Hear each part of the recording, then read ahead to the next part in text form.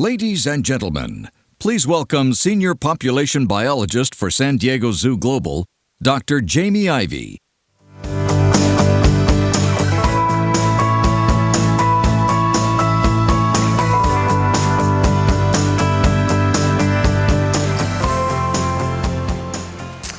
So not quite sure how we're going to follow that, but here we are. So today I'm here and honored to present this year's Devra Kleiman Scientific Advancement Award to Dr. Robert Lacy. Dr. Lacy, or Bob, as so many of us know him as, first started as a senior conservation scientist with the Chicago Zoological Society in 1985. Although Bob formerly retired earlier this year, he stayed on with the Society as the Senior Conservation Scientist Emeritus and has continued to be just as busy and engaged, if not more so, in what is clearly only a semi-retirement. So in the few minutes I have today, I'll do my best to highlight some of Bob's most impactful accomplishments from his long and productive career that demonstrate why he's so deserving of the Devra Kleiman Award. Bob belongs to a small cohort of scientists that have built a lasting legacy of applying scientific theory to the management of wildlife breeding programs facilitated by zoos and aquariums around the world. Bob's publication record includes guidelines for applying and adapting genetic theory to breeding pair selection, which form the fundamental basis for how AZA's cooperative breeding programs continue to be managed. In collaboration with other well-known colleagues like John Blue, Bob also developed the first software program used by zoos and aquariums to analyze a captive population's vital demographic rates and genetics for the purposes of management.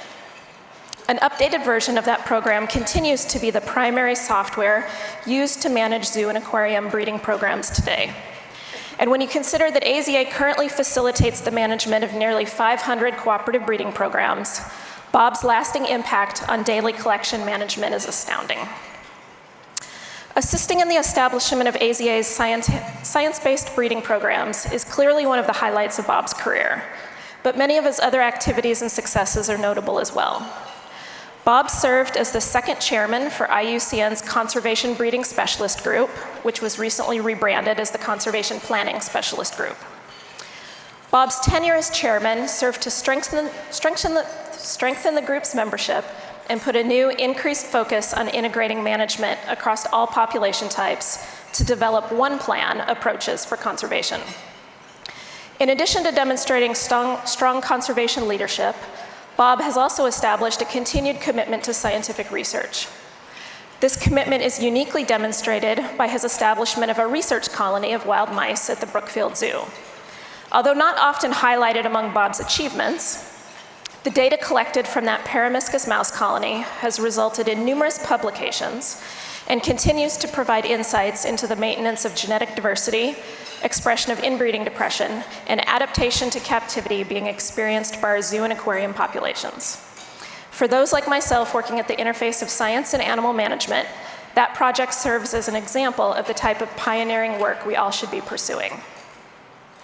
Finally, and perhaps most importantly, throughout his career, Bob has demonstrated a commitment to ensuring that tools for assisting animal management and conservation persist into the future.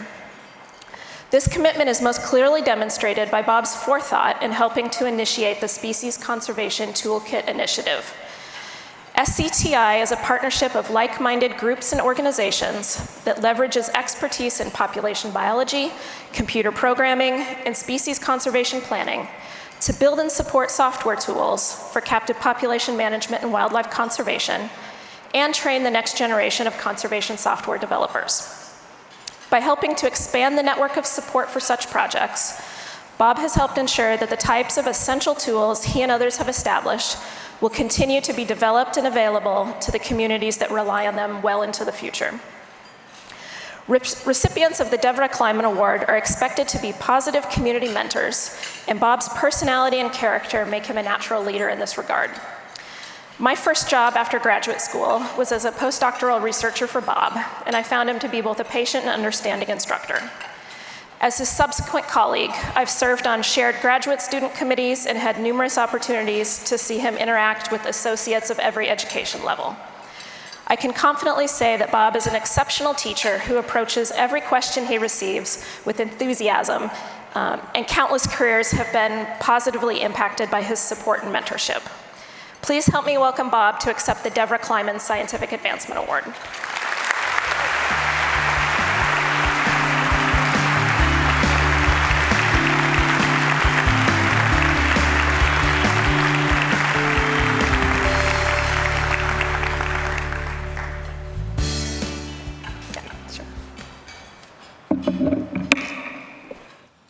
Thank you, Jamie, for those kind words. When I was in graduate school preparing for a career in science, I never even imagined that I would spend most of that career working for a zoological organization. I expected to follow the standard academic path and become a university professor somewhere. And when I received an offer to come to the Brookfield Zoo to help create a new Department of Conservation Biology, my academic mentors actually told me to turn down the offer because, in their words, leaving the university setting would be like dropping off the face of the earth with respect to its impact on my scientific career. But I decided they must be wrong, because there were a few leaders, such as Devra Kleiman and her colleagues John Ballou and Kathy Rawls at the National Zoo, who had already shown that the zoo was actually the ideal place for a scientist. First of all, as you know well, zoos provide a level of access to the key resource, the animals, that is often impossible to match in any other setting. Universities simply don't have the collections consisting of thousands of specimens of hundreds of species with records that often go back many generations. Moreover, zoos can provide that stable base of support for multi-generational research that is needed, in contrast to the typical 3-year grant cycle of academic research. Thus, as Devra had shown, first-rate research can be done in zoological organizations, that work that cannot be done in the wild or in universities. The second reason that zoos are an ideal place for scientists is that research in zoos matters. The Chicago Zoological Society gave me the option to choose between an academic career in which I would do research on topics that fascinated me, versus a scientific career in which I did research on topics that fascinated me and would provide key insights to help us better care for individual animals, manage their populations, and save their species. The choice was easy. Why do research that's just interesting when you can also do research that is interesting and can make a difference to a species continuing to thrive versus going extinct? Receiving the Devra Kleiman Award is especially meaningful to me for 2 reasons.